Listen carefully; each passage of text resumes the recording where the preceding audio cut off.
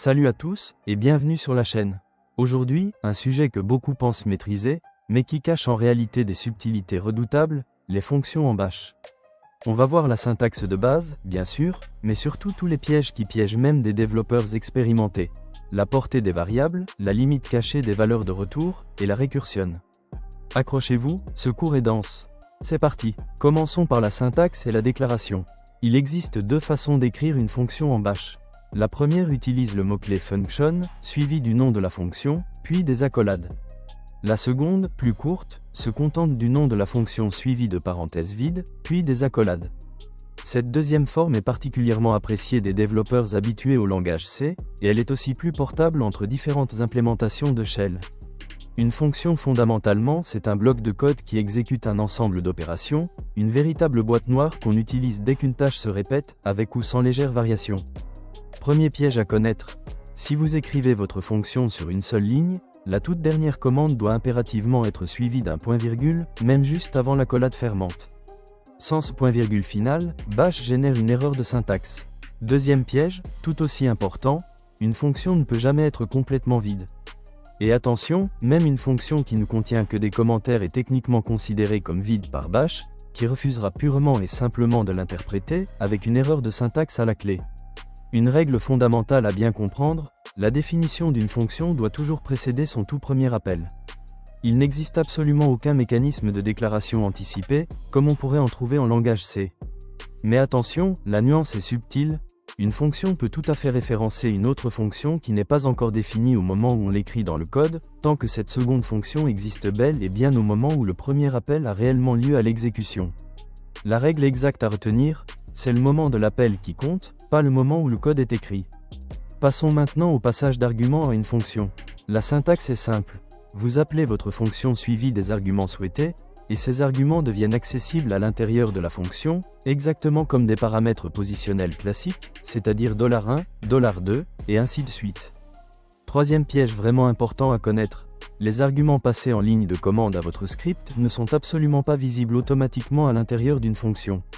Si vous appelez votre fonction sans rien lui passer explicitement, elle ne verra jamais l'argument original du script, même s'il existe bel et bien. Il faut systématiquement le transmettre de façon explicite. Et quatrième piège, peut-être le plus contre-intuitif de cette partie, les fonctions bash passent toujours leurs arguments par valeur uniquement, jamais par référence. Contrairement à d'autres langages de programmation, bash interprète littéralement les arguments qui lui sont donnés. Si vous passez le nom d'une variable, la fonction reçoit simplement ce nom sous forme de texte, et non un pointeur vers la variable elle-même. Pour simuler malgré tout un passage par référence, il faut recourir à ce qu'on appelle les références indirectes, en utilisant le symbole point d'exclamation devant le nom de la variable, une technique qu'on avait déjà évoquée précédemment dans notre série. Continuons avec le code de sortie et la valeur de retour d'une fonction, une partie particulièrement dense de ce cours. Le mécanisme natif de bash, c'est la commande return, qui termine une fonction en renvoyant un code de sortie précis, exactement comme le ferait n'importe quelle commande classique. Et voici le piège majeur, probablement le plus dangereux de tout ce chapitre, la limite absolue de 255. La commande return est directement liée au mécanisme du code de sortie du système d'exploitation lui-même, qui ne peut techniquement jamais dépasser la valeur 255. Si vous essayez de retourner une valeur supérieure, par exemple 257, bash ne génère aucune erreur explicite. Il tronque silencieusement cette valeur, et vous obtenez un résultat complètement incorrect, sans le moindre avertissement. C'est un bug redoutable à traquer en environnement de production, puisque rien ne vous alerte visuellement du problème.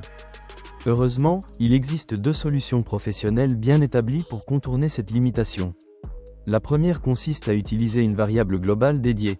Plutôt que de retourner directement une grande valeur avec return, vous l'assignez à une variable globale déclarée en dehors de la fonction, et vous laissez simplement return renvoyer 0 pour signaler un succès. Cette technique n'a strictement aucune limite de taille. La seconde solution, encore plus élégante, consiste à faire afficher le résultat par la fonction avec echo, plutôt que de le retourner avec return, puis à capturer cette sortie directement grâce à la substitution de commande, en appelant la fonction entre $ et parenthèses. C'est exactement la méthode recommandée dès que votre fonction doit renvoyer une chaîne de caractères, un tableau ou un très grand nombre entier. Passons maintenant à la portée des variables, sans doute le piège le plus dangereux de tout ce chapitre sur les fonctions. La règle de base, une variable déclarée avec le mot-clé local à l'intérieur d'une fonction n'est visible que dans cette fonction. Mais attention, contrairement au langage C, une variable bash déclarée à l'intérieur d'une fonction n'est locale que si elle est explicitement déclarée comme telle avec local. Sans ce mot-clé, elle devient automatiquement une variable globale, même si elle a été créée à l'intérieur d'une fonction. Et voici un piège majeur particulièrement sournois: toute variable définie dans une fonction, qu'elle soit locale ou non, reste totalement invisible à l'extérieur, tant que cette fonction n'a jamais été appelée au moins une fois dans l'exécution du script. Autrement dit, le simple fait d'écrire le code d'une fonction ne suffit pas à rendre ces variables globales visibles. Il faut impérativement que la fonction ait été réellement exécutée au moins une fois. Autre piège majeur, particulièrement contre-intuitif: l'ordre d'évaluation quand vous déclarez et assignez une variable locale sur une seule et même ligne, avec une substitution de commande. Il semble que bash évalue d'abord la substitution de commande, puis applique ensuite la restriction locale à cette variable, et c'est cette toute dernière opération qui détermine le code de sortie que vous récupérez ensuite, et non le résultat réel de votre commande originale. Concrètement, cela signifie que si vous testez le code de sortie juste après une déclaration locale combinée avec une assignation, vous risquez d'obtenir un résultat totalement inattendu. La recommandation absolue: séparez toujours la déclaration et l'assignation en deux commandes distinctes, si vous avez réellement besoin de récupérer le vrai code de sortie de votre substitution de commande. Et pour finir cette partie, un détail vraiment méconnu, mais documenté officiellement dans le manuel de bash: une variable locale déclarée dans une fonction reste étonnamment visible à l'intérieur des fonctions qu'elle appelle elle-même, ses fonctions filles en quelque sorte. Ce comportement est bel et bien documenté dans le manuel officiel de bash, mais l'auteur même du guide ABS le considère personnellement comme un véritable bug de conception. À manier donc avec une extrême prudence, puisque ce comportement va à l'encontre de ce qu'on attendrait naturellement d'une variable locale. Terminons avec la récursion, cette forme intéressante d'autoréférence, où une fonction s'appelle littéralement elle-même. Le principe est simple à illustrer avec un calcul de factoriel: la fonction reçoit un nombre, et si ce nombre n'est pas égal à 0, elle s'appelle elle-même avec ce nombre diminué de 1, jusqu'à atteindre le cas de base. Petit détail crucial dans cet exemple, le mot-clé local est absolument obligatoire ici sur la variable qui reçoit le paramètre, sinon la récursion ne fonctionne tout simplement pas correctement. Attention cependant, la récursion en bash est notoirement lente et dangereusement gourmande en ressources système. Et voici un danger bien réel à connaître: une récursion trop profonde peut littéralement faire planter votre système. Un exemple extrême du guide ABS montre une fonction qui s'appelle elle-même sur 50 000 niveaux de profondeur. Une récursion aussi excessive peut provoquer ce qu'on appelle une erreur de segmentation, voire épuiser complètement la mémoire allouée à la pile d'exécution avant même de planter proprement. Le verdict du guide ABS lui-même est sans appel: l'utilisation de la récursion n'est généralement pas appropriée dans un script shell classique. Elle reste néanmoins très utile pour comprendre des concepts fondamentaux, comme la suite de Fibonacci, ou le célèbre puzzle mathématique de la tour de Hanoï, mais à éviter absolument en environnement de production. Alors, pour résumer les points vraiment critiques de cette vidéo dense: une fonction doit toujours être définie avant son appel, jamais vide, et le point-virgule est obligatoire sur une ligne compacte. Les arguments se passent toujours par valeur, jamais automatiquement depuis la ligne de commande du script original. La commande return est plafonnée à 255, et au-delà, il faut impérativement utiliser une variable globale, ou echo combinée à une substitution de commande. Une variable dans une fonction n'est locale que si vous le précisez explicitement avec local, et elle reste totalement invisible à l'extérieur tant que la fonction n'a jamais été appelée au moins une fois.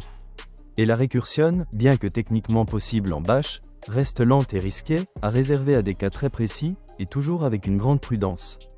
Veuillez noter que la partie pratique de cette formation sera publiée juste après la fin de cette partie théorique, afin de consolider ces notions et de développer une véritable compétence opérationnelle sur les fonctions bash, particulièrement utile pour les professionnels de la cybersécurité, et pour les administrateurs système, qui écrivent des fonctions robustes au quotidien dans leur script. Si ce contenu vous a été utile, n'hésitez pas à laisser un like et à vous abonner à l'Akivist, ça compte énormément. Et dites-moi en commentaire, la limite de 255 pour return, vous la connaissiez déjà, ou c'est une découverte aujourd'hui pour vous? On se retrouve très bientôt pour la suite. À très vite.